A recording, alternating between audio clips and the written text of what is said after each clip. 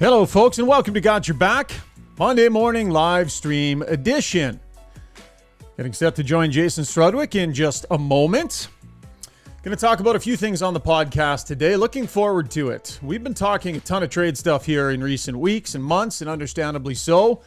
We're going to go over all of the potential targets and see if we can't dive into where things sit in the moment with each of those potential trade targets. We'll get to that, break down the game the other night against the Chicago Blackhawks as well. Got Your Back short shifts, as always, brought to you by Mid-City Construction Management, a locally owned family company specializing in civil construction projects for over 40 years.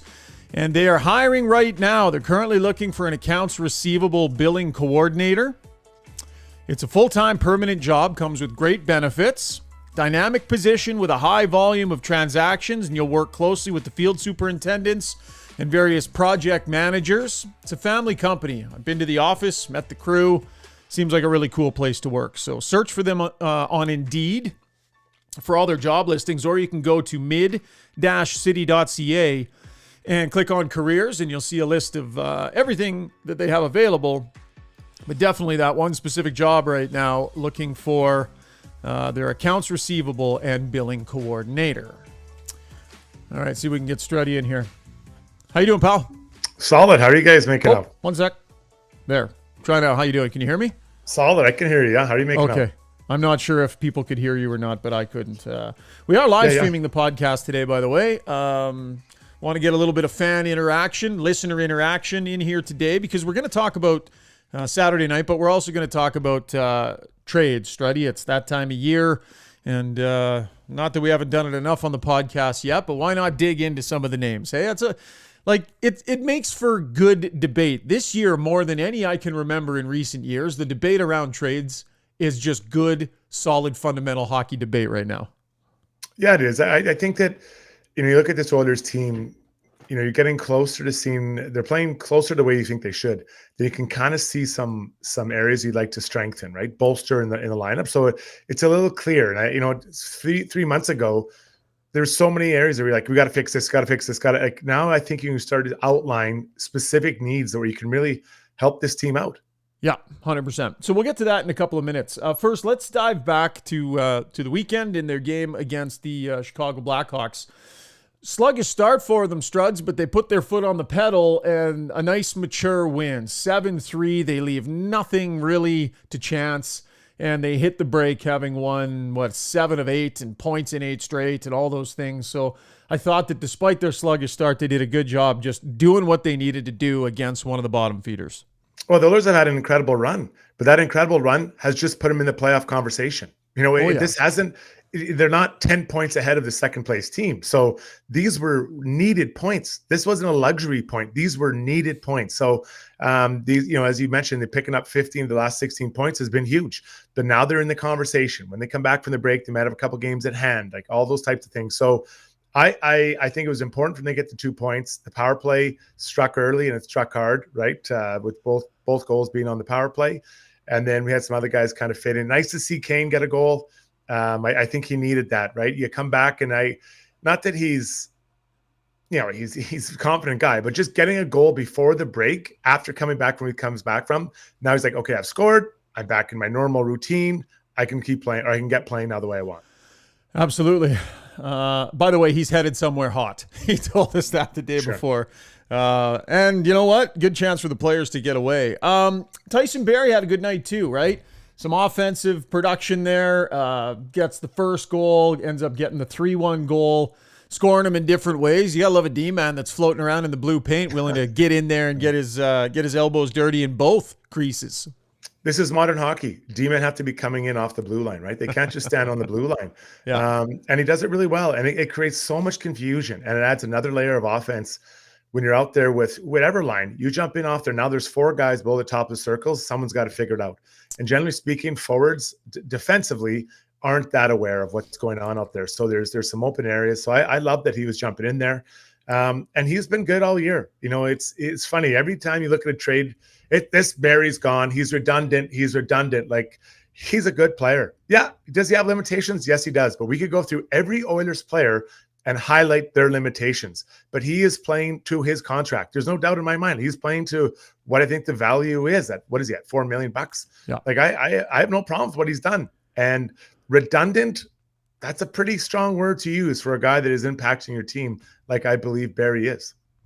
Do you think? I don't think there's any way that they move Tyson Barrie. Some people think if it were like a Carlson deal or something like that. I just don't think they're looking to move Tyson Barrie, Struds. I think that since he's been here, the power play's been really good. I do think he's a really important player on that power play. I think he's a really important person in that room. I thought he was good last year during the playoffs. So in all the discussion about Desharnais coming along and could they get a right guy instead of a left guy, my sense on Tyson Barrie is that he's not going anywhere, and that's probably the way it should be. What do you think? Well, if Carlson does become traded to the Oilers, Barrie's gone. You don't need both. Yeah. You don't need Barrie, and so that's Barrie and Carlson. So that's a whole different conversation, though. That's a world that I don't know how you make that trade work, but I mean, if they do, it's quite an uplifting move. But people are, well, Bouchard could do what he does on the power play. If he could, he would be on the power play, because 29 and 97, not that they're driving the bus, but if they wanted 2 on the power play, 2 would be on the power play. It's 22 instead, right? And that's his time will come. But right now, it is Barrie on the power play because those guys want him on the power play. Trust me, that is the way it works. They're not, they feel good stories develop. No, they want someone that can deliver the puck to them like he does, and the power play is clicking. You're not getting rid of that guy unless you're replacing with someone better in a trade. And so for like 3 years before they got him, I was saying they need to get Tyson Barrie. Not that I was the only one, but we were beating that Tyson Barrie drum for several years. Right. And then they went out and landed him, and he worked brilliantly. He did everything that he was supposed to do, and he was everything they wanted him to be, and he continues to produce and be a real important player on that power play. So, and I think that he's really important in that room as well. Once again, we are live streaming, so we do want to take some comments from folks. We'll go into our Weiss Johnson mentions here, both on YouTube and on Twitter. J.E. says, best Oiler podcast around. You boys tell it how it is. And I think the only negative is that you don't make more of them. First time seeing the video, and that is the background Struddy spent forever on. The big smiling face. And then he says, spent. Just kidding. Yeah. I think the paintings are good. I think they're good. We just need to feature them more somehow. Yeah, maybe. Maybe put a little closer together. Like I can only see... Now your head is off to the side. You need to be in the middle. Which one do you want? You can't have it all. You guys want this work of art? Out? Can you so we can see more? No, I don't think you can. Can you? Will you push back a little bit? Yeah, sure. We'll figure it out. But then I look so small and you look so big. Yeah, they are paintings too, right? Those aren't just pictures. Yeah, that's right. They're paintings. And that's what you took the time on. Yeah, I didn't. Here's Snoop Pay says, could the Oilers ever put Nurse on forward?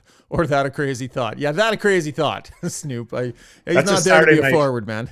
That's a Saturday night 2 a.m. thought. So it's not happening. Not a Monday morning at 9:29 a.m. I'm too rational this morning. I'm very rational. I don't have time for Nurse to forward thoughts. That's like saying, let's put Draisaitl on defense. It's not happening. Yeah. Straight Off the Pipe podcast, who have joined us several times on the live stream. Yeah. So we appreciate Straight Off the Pipe podcast. Says, Struds having Magic, Bo Jackson, and Mess in the backdrop. I am here for that. So there, a little bit of love for your background. There it is. Thank you. Thank you. Okay, kind of an interesting happening in that game. Listen, the Oilers with, a 4-goal lead at the time, and a very unique situation. Matt Berlin in their lineup with Stuart Skinner sick, signed an ATO, an amateur tryout, which meant that they were able to put him in. It's different than the emergency, like the e-bug rules. They were able to get him in, so they made the decision. I think 2:26 left on the clock. Matt Berlin hops over the boards and heads on into the net. Struddy, what did you make of that entire moment, that whole thing, the decision to do it, and kind of what it all represented? I love it. I absolutely love it. And I love that Campbell is so open to it. Like, it doesn't matter. You take those 3 minutes off his time.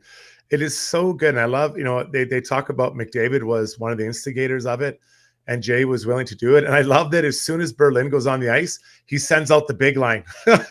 Yeah. He was like, McDavid, Draisaitl, I think it was Hyman. You guys are out there. Like, we're going to protect this guy. Not protect him, but just, insulate him a bit. And it's a great Saturday night memory. It's a feel-good story. And just I'm not sure if Matt Berlin will ever play in the NHL again, but just that moment for him to have, and for other hockey players, they're all hockey players out there, right? For other hockey players to recognize the impact that would have for him and the memories it create for him. I was actually kind of choked up watching it with a bunch of buddies. So, there are those out there suggesting that in some way this could have been viewed as disrespectful to the Chicago Blackhawks. Yeah. And listen, I'm not going to be one of those hosts, one of those guys who takes people's thoughts and chastises them for it, right? The idea that this could have been disrespectful to the Hawks, I think is a fair point. I think that it's reasonable and it's okay for people who are suggesting that. I'm not going to chase you off the pod, and I'm not going to chase you off Twitter. Like Struds, the first thing Connor McDavid said was, we mean no disrespect to the Chicago Blackhawks at all by doing this. Right. One of the first things Jay Woodcroft said, we mean no disrespect to the Chicago Blackhawks by doing this. So what does that tell you? In their thought process, they were thinking, would this be disrespectful to the Blackhawks to do? They thought about it. Maybe were even a little bit concerned that it might come off that way. And so that is why they clarified, we meant no disrespect to the Chicago Blackhawks. So for anybody out there suggesting that it could potentially have been, I think the Oilers were worried that it might have been. Now, my opinion is it was not. I'm glad they said what they said after the game, because I think that needed to be said. But I don't think it's ridiculous for those that are suggesting, maybe the Blackhawks looked at that and thought, Now, Speck did report. He talked to some people in and around Blackhawks management, and they were okay with it. But I don't think it's an insane idea, and I think that's something that even the Oilers were concerned about. Yeah, you're very generous this morning. I think it's a completely insane idea. There's 2.5 minutes left, and you're losing by 4 goals, and you're worried about someone putting another goalie in. Even if they were the great Hawks team of 10 years ago, they're not coming back. The game's over. They could have put the peanut pusher or the popcorn pusher from section 202 in there. It would not have mattered. It would have mattered. If I was on the other team, I'd be like, oh, good for him. We didn't win tonight. We're down four goals. Who cares? Like I saw the comments by those guys, and I'm like, who cares? Why would you care? Right. If you want to know what's disrespectful, if you really want to know, what was that little turd that played to the little Swedish guy that did the spinorama going in against Tampa Bay? Linus Ullmark. Linus Ullmark. That's disrespectful because it has nothing to do with the game. So if I was playing against him, the next time I had played against him, and I was on the team when he did it, I would have tried to slash to break his arm. That's disrespectful. Losing by 4 goals, putting in a backup goalie says a good memory on a Saturday night hockey, and you think I'm going to be upset? We're losing by 4. I mean, I saw those comments. Those people have no idea what's going on that bench in that moment. Okay, Struds, listen. I don't disagree with you, and I don't think it was disrespectful, but now you've put me in a position to have to play devil's advocate for a position that 100%. I'm not taking. So let's be clear. I am not taking the position that it was. Right. But if it is so insane to think that anybody could have ever thought that it would have been, why was it the first words out of McDavid's mouth? They're just crossing T's, dotting I's. I mean, making sure, right? But why would they care? Why do they care? They could have laid their equipment down of the e-bug. So let's say everyone got injured. They laid the equipment down of the e-bug in that net. The Hawks weren't coming back. They got one shot, and that shot was going wide.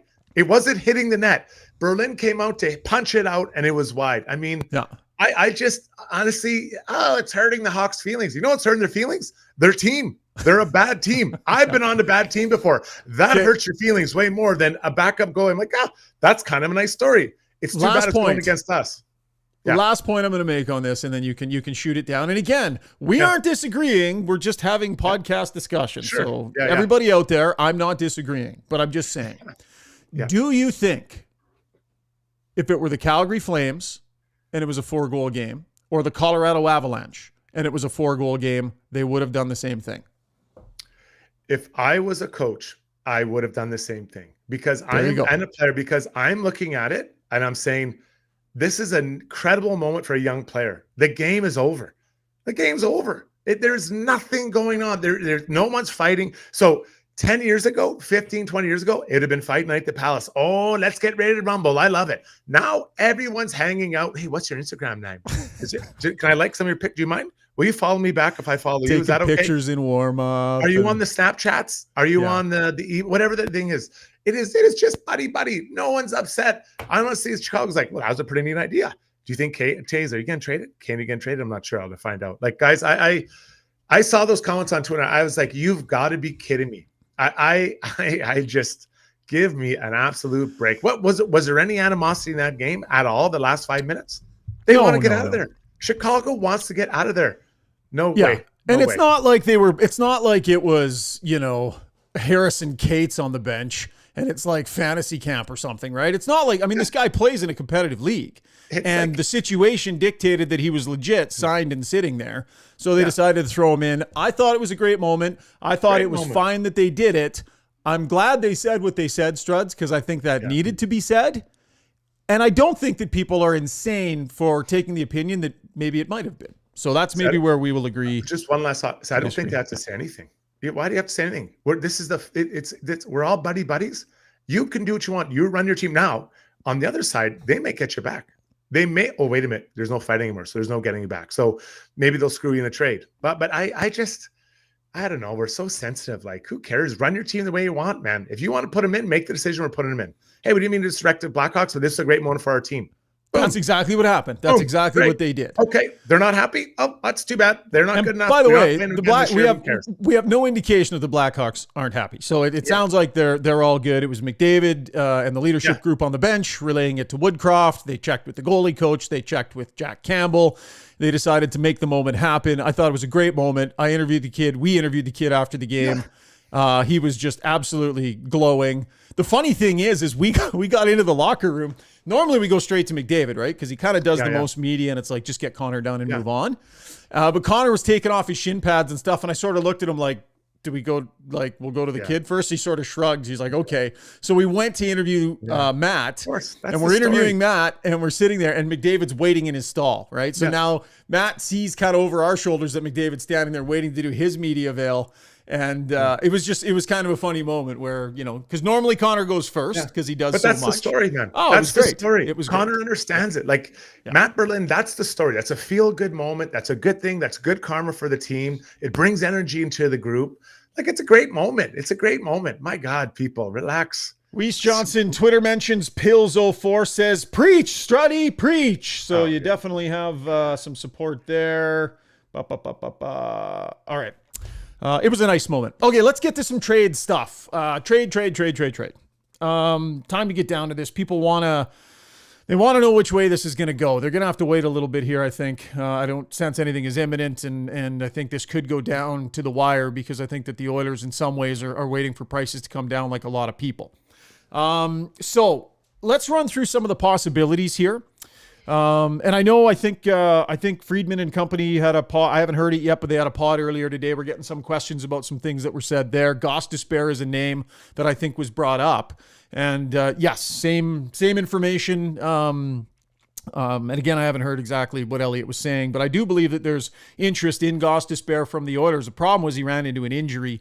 And he's banged up, I think, almost close to trade deadline time. But for all of the focus on Chychrun and company, I believe Goss Despair definitely is of interest to the Oilers, or was at some point. And so I'm not sure how the injury affects that potentially, Struds. But what do you know of Goss Despair, and what are your thoughts? He was kind of that more offensive guy that came into the league, and he's a little bit older now and a little bit more of a veteran game. But the thought process is he actually doesn't defend that bad. Yeah, and he's got a chance to really play in Arizona. So puck moving defenseman, right? I believe he's a little undersized. Isn't he like 5'10" or something like that? Yeah, I think he's 5'11". I'm just checking here. Yeah. So 5'11", $180 is what Hockey DB says. So pretty light, right? He moves well, and I know I have heard some things out of Arizona that he has played really well, and he's moving the puck well and all that. Now the injury, injuries happen, right? So can he get back up and running? Let's say that a team trades for him on March 4th or whatever it is, March 2nd. Let's say he's got lots of time to get going, get up and get going after that. Is he that much different than Tyson Barrie? Is he that much different than Kulak? Is he that much different than Bouchard? Like, is he a D-man? Yes, he is. He's for sure a D-man. He can slot into maybe that second pairing, but you're not getting bigger, you're not getting heavier, and that would be a concern on my end with Shane Gothisbeer. But the price would probably be right. What do you think of him? Yeah, I mean, he wouldn't be near the top of my list because I don't think he's the staunch defender that they're necessarily looking for. I mean, listen, he has scored 9 goals already this year. He's got 29 points. Mm-hmm. On a bad team. On a bad team, right? And that matters. But, Jake Chychrun brings you some offense too.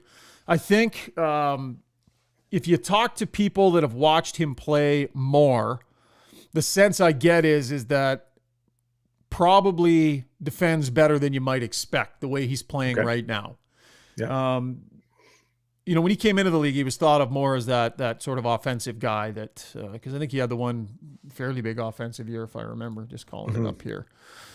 Yeah, had 46 points in 64 games when he first came in. He had the 65-point year as well in 17-18 with Philadelphia. 51 last year with Arizona and his 14 goals. So more primarily thought of as an offensive defenseman. I think we know the Oilers have a fair amount of that. One thing I wondered about with Chychrun was I think that before Chychrun came back, there wasn't a lot of interest organizationally. They weren't necessarily that high on him as a potential solution, that he wasn't the right style of player, concerns about his ability to stay healthy, concerns about the fact that he hadn't played much hockey. And I wondered after he got back if maybe the narrative internally had changed a little bit. You watch him play. He's putting up points. He's healthy, playing big minutes, doing everything you would want a second pairing guy to do. And as a top pairing guy there. My sense is that despite what he's come back and done, it hasn't really moved the dial much among the Oilers. I don't know that they're a lot more likely to go make that deal now. My sense is they're not, than they were before when they had those question marks about how healthy could he be and where would his game be at. So the sense I continue to get here, Struds, is that they just aren't convinced that he's the right fit and that it's really not likely that it remains that way despite what he's been doing on the ice. Well, he's a good player. There is no doubt about my mind that he's a very good player. I love that he has a contract. I love his, for past this year. I think that, if you're going to trade away some significant assets, you want to bring someone back that's going to be here for a while. You can click in a piece of the solution. Would he help the Oilers? For sure. There's no doubt in my mind he would help the Oilers. I think asset costs would be really high. And then if you're paying that much, is he slotting in above Nurse? Is he, because what I think they need is someone to slot above Nurse and then everyone gets pushed down. And now you're in a very comfortable position.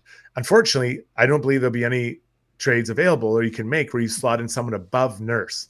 That's not happening. And I don't think it would even happen with Chychrun. I don't think it would happen with Chychrun.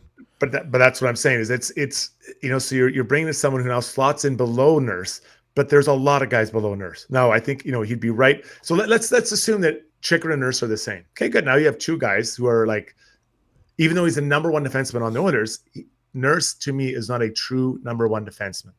So he's like a second. And let's say Chychrun is the second two.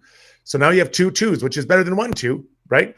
But then you kind of drop down after that. So I worry about the asset cost, and you know how I feel about Broberg and Holloway. And if one or two or both of those guys are involved in that trade, I have a really hard time parting with those guys because I can see a future for the Oilers with them in it, and I sure like what they look like, man. Yeah, no, I don't disagree. I think you can get Chychrun done without having to trade Holloway or Broberg. I think Reed Schaefer has a lot of cachet out there. I think the Oilers first this year, their first next year, Xavier Bourgault, Reed Schaefer, pick however many of those assets you need. I think you can probably get that deal done without having to move either of those two guys that are contributing in your lineup right now. I thought maybe with the way he had played that the dial might be moved a little bit. The thought process on him might change a little bit. And my sense is that it hasn't. So I don't think at this moment that is not looking likely at all. Let's get back to the Weiss Johnson Twitter mentions here. Reminder that it's a great time of year to look into that furnace for your garage, and they've got a good deal going. No GST on all garage heater installations. Give them a call. That's ending right away here. 20% off all in-stock air conditioners when you purchase a furnace as well. you can still squeeze that one in under the wire. So give him a call, 780-463-3096, or visit the showroom at 5803 Roper Road.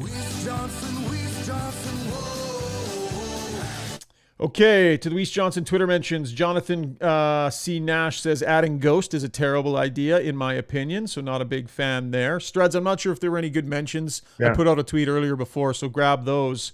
I got one here. Yeah, go ahead. Oil on Wild Leave says, sounds like the Oilers are interested in Nick Bukestad. Can he ratchet up the physicality because he's a truck, but he's not overly physical? Bukestad's a big body. You know, I've always liked him. His career has kind of got off the rails, what I thought he would become.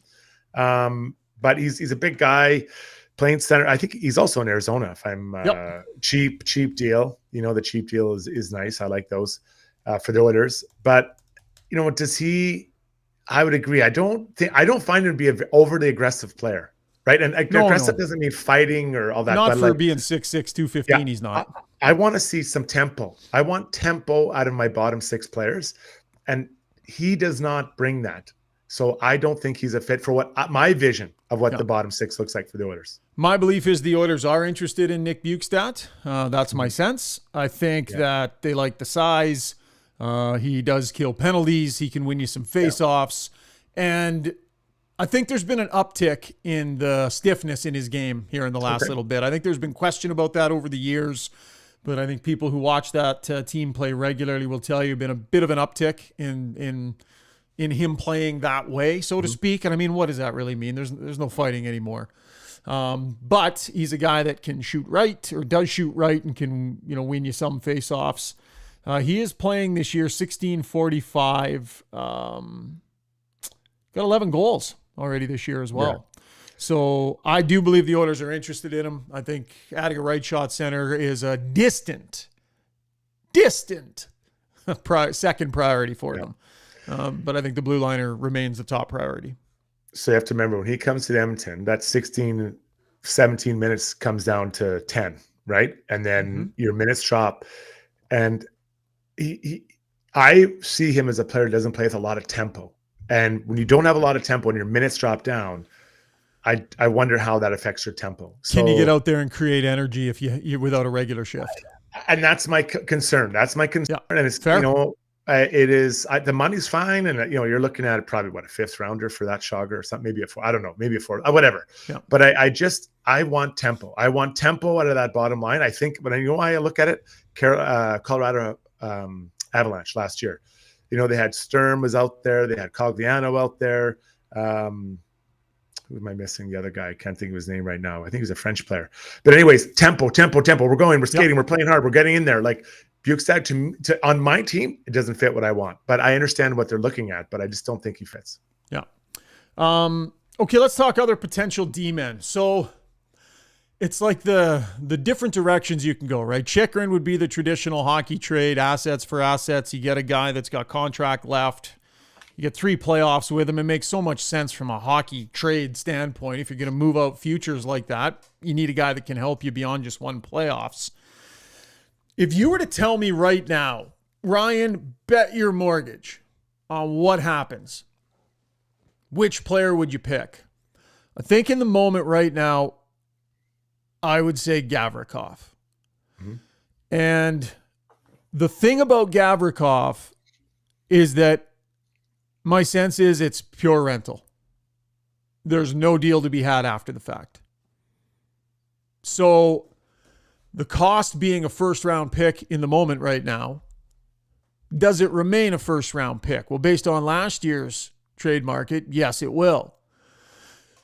I think the Oilers, it will be painful for them to send a first-round pick out the door on a rental.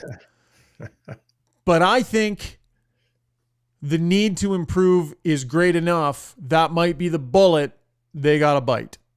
I really think that potentially could be the way this ends up going, is that it's Gavrikov and it's a first and it hurts them and it sucks to do, but they need to improve. Just based on the other potentials, I feel like that's the way this may end up going.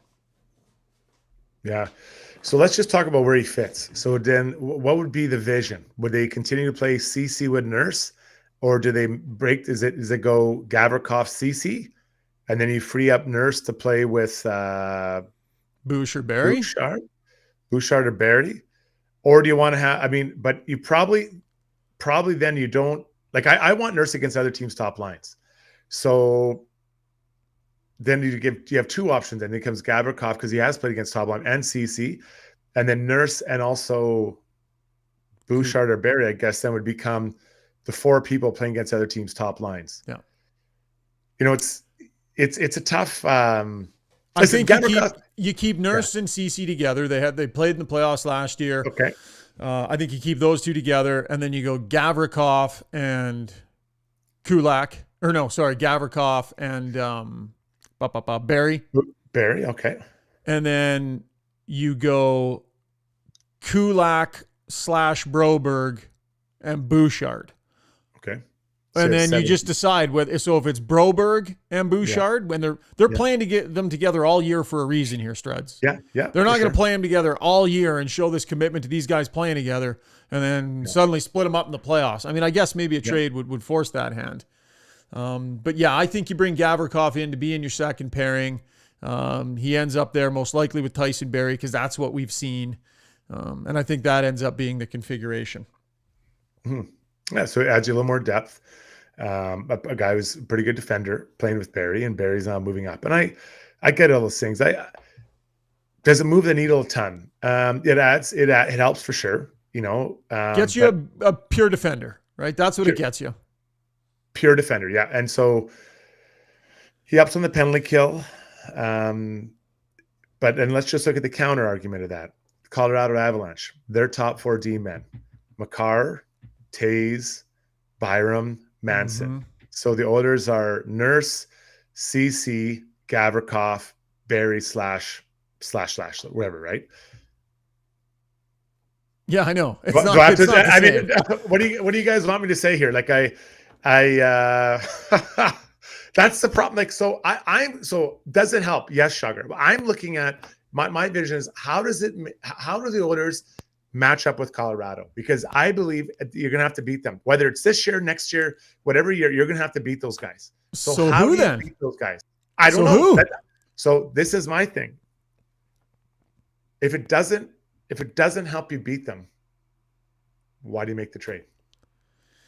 Well, because you have to improve. You have to do something to improve. I agree, but if you're not matching, so just put the two teams beside each other. So let's go top Oilers forwards: McDavid, Draisaitl, Nuge, Hyman, Kane. On the other side, you got McKinnon, Rantanen, Nikushkin, Landeskog when he's healthy, if he's ever healthy. Yeah, let's assume they're all healthy. I think we can say the Oilers' top 5 forwards are as good or better than the Avs. Would that be fair? Yes. In net, you got Gary, what's his name? Georgiev. Georgiev? No, Georgiev. And then the Oilers have Skinner and they have Campbell. Yep. Again, I think I'm pretty comfortable saying it's a soft, whatever, right? Then you get to the D. Right. They've got a great D, but that doesn't mean that you just say, wow, there's no way we're going to beat that D, so let's not make the trade. Let's keep our powder dry rather than they have to. You have to show McDavid and Draisaitl. This is the window. Here's the help. Here's one of the best defenders that Columbus has. He's going to come in. He's going to be a shutdown guy. They're better with Gavrikov than they are without him. Now, are they as good as Colorado's D? No, but they're better with Gavrikov. They're better. So what is he? What do you believe he is? He's a second pairing left shot shutdown defenseman. Third, fourth defenseman. Yeah. Do the Oilers have any of those? No, that's what they need. Kind of Nurse. Listen, I'm being a bit of a prick here. I understand what you're saying, but I'm always looking at you're trying to beat the best team, and so if you can't, then just throw your arms up and don't do anything. Nice messaging to McDavid and Draisaitl and your fan base. But let's be clear. So listen, I'll share. This is why I'm being this way. When I was at the Vancouver Canucks, our captain was Marcus Naslund, right? And we played Colorado, and I forget the score, but let's say it was like we lost by a goal. And I remember sitting in this hotel room, just he and I, just talking, right? We were hanging out, listening to some Tears for Fears. And I said, man, we're so close to beating those guys. He said, Struddy, we're not. We're not. He goes, look at, just put our lineup down. So we went through the same exercise I just took you through. And I did all lineup, their lineup versus our lineup. And he said, bud, we're not close. We're getting closer, but we're not close. In a 7-game series, do you think that this guy can beat this guy, or this guy can be better than him? And we went through it. And that has stuck with me. That is 20 years ago. And now I always just line it up and show it. So if Marcus Naslund was doing, a very good player, do you not think that those two guys are looking at it as well? So I'm not saying don't trade for Gavrikov, but if you're looking for different results, you're not getting different results. It'll help you and it will get you to Colorado, but will you get by him? So even if they trade for Gavrikov, you still think that the gap is too much and it wouldn't be worth making the trade because they can't close the gap enough and it would be a losing cause. A waste of 8 days. I think they can go further. Listen, I am being a prick. I recognize That's that, okay. right? I woke up with comes naturally to you this morning. Yeah. It does, but I think my point is made is that unless you significantly add someone that is going to really push it, it's hard to compete with that D. It is an elite D. Go back to Tampa. Let's look at Tampa. Makar doesn't play for every team. Hedman, Sergachev, McDonough, Cernak. Yeah. I feel like I'm missing someone there at the top. But anyway, was Ruda the one? Ruda's in there. The tough guy, the right shot guy, deep group. Yeah. And there's Norris trophies falling out of their pockets and all this stuff. So Gavrikov does not move the dial enough for you. You say nobody does. That's the problem. Nobody does. Why even play the game, Struds? Why even have a deadline? Just hand him Colorado, Boston in the Cup final. We'll just see what happens. Everyone else can just stay home. I guess so. You know what? I am being a prick, and I don't have the other way. But I'm just outlining to fans that this is what the Oilers have to beat. I believe it goes to Colorado. So, and this is assuming everyone gets healthy. Now, if everyone doesn't get healthy, that's maybe a different situation. A little bit different. But Jake McCabe. Yeah, we saw him the other night. Yeah, I like him. I think the Oilers like him. I like him. The issue with Jake McCabe is this. He's that guy that's got a 7-team no-trade list. Well, what do you think that means, right? So my understanding is, that was put in place. That was kind of in the COVID times as well, when maneuvering around Canada was difficult and the difference between the rules up here and the rules down there. And so very clear what the intention is with a 7-team no-trade. But I wonder if the window isn't open just a little bit. You know, talk to people that cover that Chicago team. They'll tell you he wanted to be in Chicago. He said over and over, that's why he signed there. His family made their home there. And that's why he wanted to sign there. Like that, they made and he's not even from there, but that's their off-season home. So it makes a lot of sense for personal reasons, and it's where they want to be. But he's competitive, and he's kind of sick and tired of this crap. Right? He was Buffalo before. Like, he's kind of tired of this. He wants to play some meaningful hockey. So if the window opens just a crack, if you're the Oilers, you're all over that. You are all over that. I was talking to Mark Lazarus, who covers that team for The Athletic as well, said basically the only player you can point to and say that guy's been good all year. So I think this is a guy that the Oilers should be absolutely hyper-focused on and exploring every opportunity to bring him in. But he's got contract left in that 7-team no trade, so it's probably pretty tricky. I like that he has a contract after, because it's solving more than just 2 months of hockey or 3 months of hockey. Yep. Is he that much better than Gavrikov or different?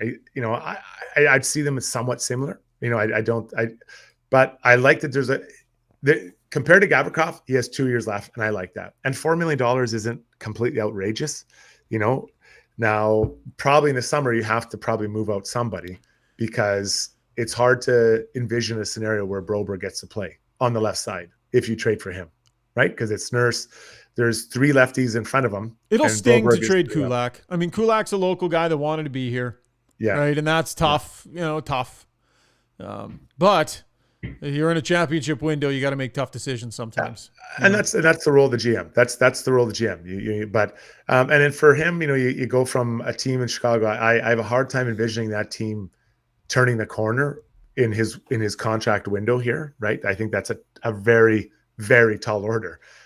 Even I'm looking at Seth Jones that night. I'm like, man, Chicago's a great city, but when are you going to get some help there? Especially if Kane and Taves leave and have to see Max Domi, then you're probably taking on bad deals. Like this year's only going to get worse for them. So I know if I'm McCabe, I'd try if I'm the Oilers. Why not? Those guys. But I revisit the same thing. He helps. There's no doubt he helps, and they get better. But so what is it then, Struds? Carlson? Do they need to just trade for Erik Karlsson? I mean, as good as it gets out there right now, in terms of guys that might be available, like is it Karlsson? He'd probably slot in about, so your top pairing be Karlsson Nurse. That's quite a pairing, right? But that disrupts your salary structure. It is a complete disaster to make that trade. But he puts you right up there, man. And Shocker, I know what I'm being, but I'm just trying to make my point. Is you're being a podcaster? It's good. Well, I'm just being honest. I'm just being very honest. Like, it's like in football. Like, Danny Jones, my Giants, is a pretty good quarterback, but he's not those top guys. So right. I'm kind of stuck with him. Like, I like him, but he's not elite. And that's the reality. Huh. Okay, let's summarize. Gostisbehere, believe there's interest. The injury is unfortunate timing. Chychrun, don't think it's going to happen. My sense is, don't know that the organization is interested enough in that style of player and spending that much asset-wise. Gavrikov, might be an 11th hour first-round pick. Bite the bullet. He's the guy. I think that feels most likely in this moment. Yeah. Edmondson, we haven't really discussed. I think there's interest there. I think there's real health concerns with him, though. Yeah. I mean, his best hockey will come in the playoffs, but it'll also be his most pained hockey, where he's most likely to get hurt and not be able to play. And those that watch Montreal often will say he's been grinding. He's limping around and grinding this year.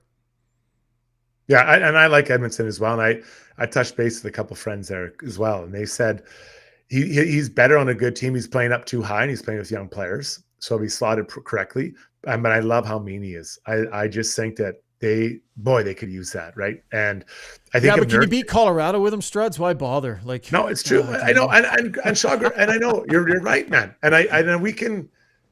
I'm not going to get off that. Like, you're trying to win a Stanley Cup. You have to go through Colorado. You have to.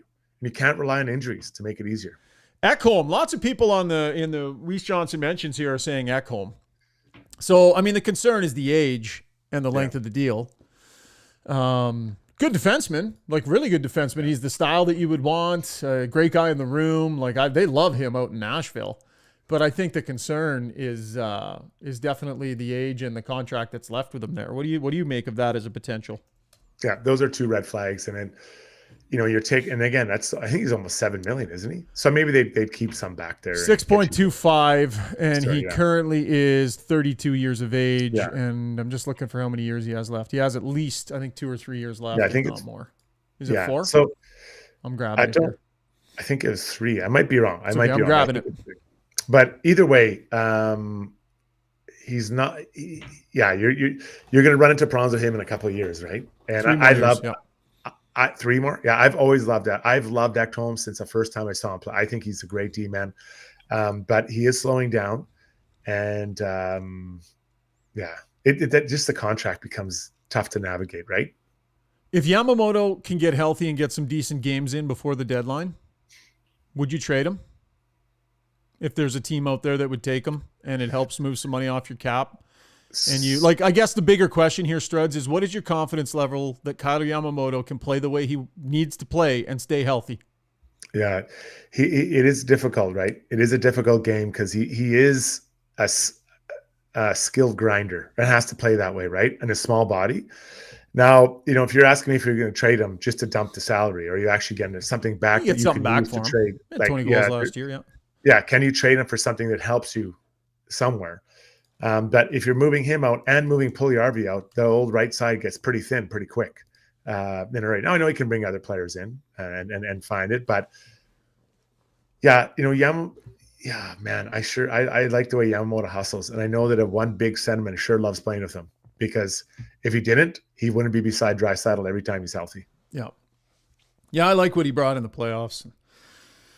What did he end up with? 2 goals in 14 games, 7 points in the playoffs. I like everything about the way he goes out there and can compete in the playoffs. Just the size, just his ability to stay healthy. I just don't know that a guy who plays with those intentions can stay healthy and help you in a Stanley Cup final.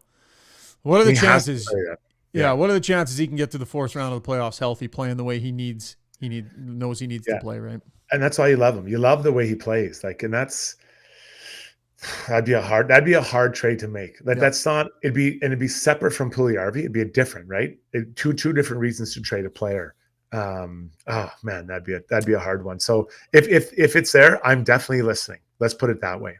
Playoff hockey is not made for small guys like Yamo, since the rule book goes out the window, says Scozy 6. But I would disagree with that. I thought last year was called pretty tight. So I think that's you're thinking back too far. I thought last year was quite tight, actually.